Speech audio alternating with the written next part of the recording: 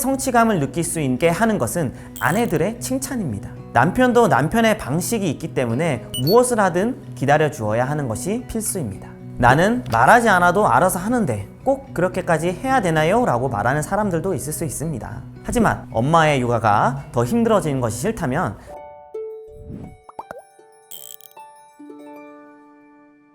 안녕하세요. 3남매를 양육하고 있는 같이자람 아빠육아문화연구소장 김기탁입니다. 같이자랑 아빠육아문화연구소는 매년 4,000명에서 5,000명 정도의 아이들과 아버지들을 만나오면서 프로그램에 대한 연구와 개발을 통해 아버지들의 인식 변화를 위해서 노력하고 있습니다. 최근 아빠육아에 대한 관심이 많이 늘어나고 있는데요. 병원이나 학교에 가보면 과거보다 확실히 아버지들을 많이 만나볼 수 있습니다. 그럼에도 불구하고 아직도 육아가 엄마의 몫이라고만 생각하는 분들이 적지 않습니다. 오늘은 워킹맘으로서 육아에 대한 부담과 남편분에 대한 불만을 호소하는 여성분의 사연을 들어보고 이야기를 나눠보도록 하겠습니다. 안녕하세요. 3살 아이를 키우고 있는 30대 워킹맘입니다. 요즘 남편과 육아 문제로 자주 다투고 있는데요. 남편은 퇴근이 늘 늦고 저는 퇴근하자마자 아이 밥 먹이고 씻기고 재우고 다시 설거지와 빨래까지 합니다. 회사에서는 상사 눈치 보고 집에서는 엄마로 그리고 아내로 하루를 버티다 보면 나라는 사람은 언제 쉬는 걸까 하는 생각이 들 때가 많아요. 가끔 주말에 일부러 남편에게 아이를 맡겨보지만 아이는 제대로 보지 않고 본인 핸드폰만 보거나 어떻게 놀아줘야 될지 모르겠다며 미디어만 보여주곤 합니다.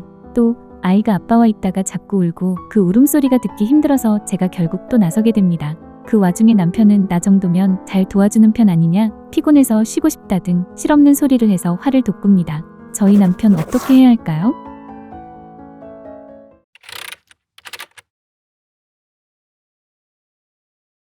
이야기를 들어보니 그동안 많이 힘드셨을 것 같습니다. 워킹맘으로 일과 양육 그리고 집안일까지 해내시느라 많이 애쓰셨습니다. 남편의 직업 특성상 아내보다 퇴근 시간이 늦어 자연스럽게 육아의 몫이 아내의 몫이 되어버린 것 같습니다. 정말 대단하신 일을 하고 계신 거라고 생각합니다.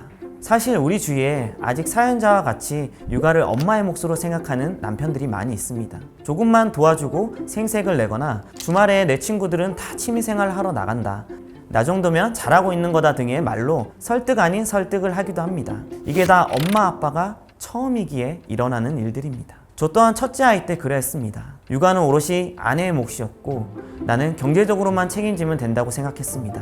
하지만 아내의 우울증과 가족의 위험을 경험하고 난 이후에야 터닝포인트를 맞이하게 됐습니다. 육아를 직접 경험하고 나니 아내가 그동안 얼마나 힘들었던 것인지를 알 수 있었습니다. 저처럼 현재는 과거와 다르게 육아에 관심을 가지고 참여하는 아빠들이 빠르게 늘어나고 있습니다. 2024년 고용노동부 기준 남성 육아휴직자 수는 육아휴직자 전체의 30%를 넘어섰고 수로는 4만 명을 넘겼습니다. 이런 아버지들의 양육 참여 효과는 가정을 넘어 사회와 기업에 긍정적인 효과를 가져옵니다. 아빠의 양육 참여는 아이의 인지력, 언어력, 사회성을 높이고 아내의 경력 단절 예방을 통해 성평등한 가정을 만들어 아이에게 좋은 아버지의 롤모델이 되고 아버지로서의 효능감은 증가하게 됩니다. 기업에게는 이직률 감소, 육아이직 후 복직률 증가, 인재유출 감소, 생산성 증가, 조직 문화 변화 같이 효율성을 극대화할 수 있는 긍정적인 효과까지 가지고 옵니다. 이러한 가정과 기업의 좋은 사례들은 우리 사회의 지속 가능한 성장을 위해 좋은 씨앗이 될 것입니다. 그러면 우리 남편은 요즘 아빠로 바꾸기에 어떻게 해야 할까요? 3가지 포인트로 말씀드릴 수 있겠습니다. 첫 번째는 성취감이 있는 육아를 경험하게 하라. 우리 모두는 부모가 처음이기에 모든 게 낯설고 어려울 수 있습니다. 하지만 낯설고 어렵다고 포기할 수 없는 것이 육아입니다. 불안과 두려움은 부모로서 성장하는 당연한 과정입니다.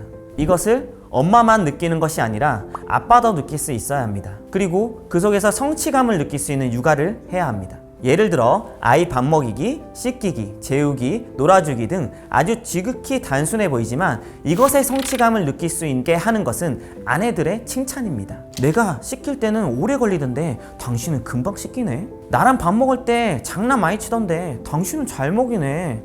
이러한 칭찬은 남편들이 육아를 경험하고 성취감을 느낌으로써 육아에 자신감을 가지고 공동 육아를 들어서는 초석을 다지는 것입니다. 이때 나는 말하지 않아도 알아서 하는데 꼭 그렇게까지 해야 되나요? 라고 말하는 사람들도 있을 수 있습니다. 하지만 엄마의 육아가 더 힘들어지는 것이 싫다면 당장 실천하라고 말해주고 싶습니다.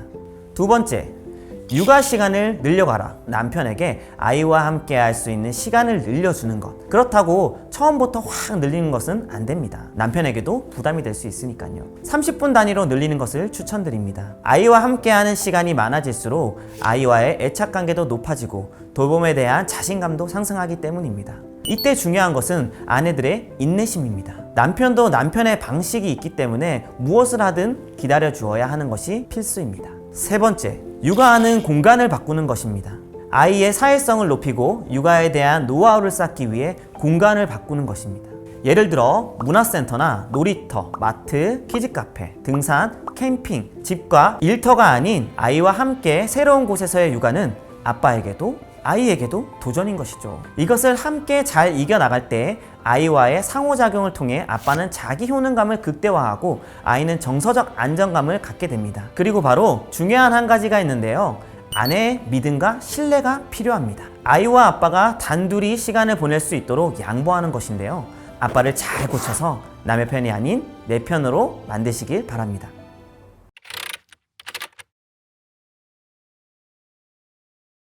사연 속의 워킹맘 또한 남편의 육아 참여가 부족한 이유 중 하나를 남편의 늦은 퇴근 시간이 이야기했는데요. 워킹맘뿐만 아니라 워킹데디들 또한 자신들보다 늦은 아내들의 퇴근 시간을 이야기하기도 합니다. 모든 워킹맘, 워킹데디들의 고민인 거죠.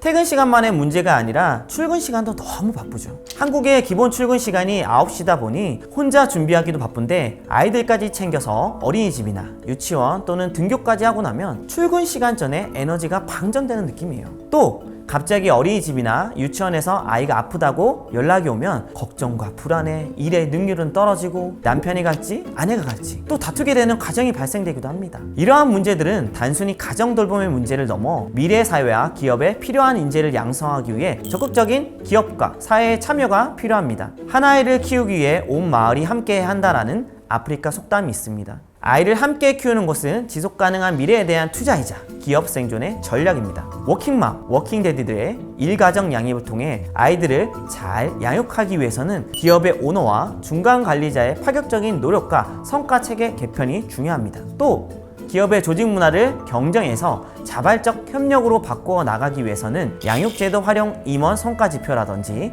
유연근무 현실화, 그리고 월차, 반차 등의 승인 절차 간소화, 단기 재택근무 제도, 직장 어린이집 확대 등 상황에 따라 일하는 방식을 바꾸거나 기업 조직 문화의 변화를 통해 기업의 인재 유출을 막고 업무 생산성을 높여 워킹맘, 워킹데디들이 질 높은 일가정 양립을 즐길 수 있도록 이제는 기업도 변해야 합니다. 이러한 변화들은 워라밸을 중요시하는 MZ세대 인재들의 유입을 증가시킬 것입니다. 아이를 낳아 양육하는 엄마들은 자신의 인생을 걸고 위대하고 용기 있는 선택을 한 것입니다. 누가 하나 알아주지 않는 돌봄에 모든 열정을 쏟고 있는 겁니다. 단, 헌신은 하되 희생은 하지 마세요. 파트너를 믿고 신뢰하시고 힘들면 힘들다고 이야기하고 도움도 청해야 됩니다. 혼자서 모든 것을 감당하려 하지 마세요. 육아는 함께 하는 것입니다. 그리고 우리 아버지들께 드리고 싶은 말씀이 있는데요. 과거에 우리 아버지들이 지금에 와서 후회하는 것은 자녀들과 많은 시간을 함께 보내지 못함입니다. 가장이라는 큰 타이틀을 내려놓고 남편으로서 그리고 또 아버지로서 함께 배우고 성장해 나가길 바랍니다. 진정한 가장이란 아내와 아이들이 빛날 때 비로소 그 가치가 더욱 높아지는 것이기 때문입니다. 완벽한 아버지가 아닌 함께한 아버지가 되시기를 응원드립니다. 같이 자람 아빠 육아문화연구소 김기타 소장이었습니다. 감사합니다.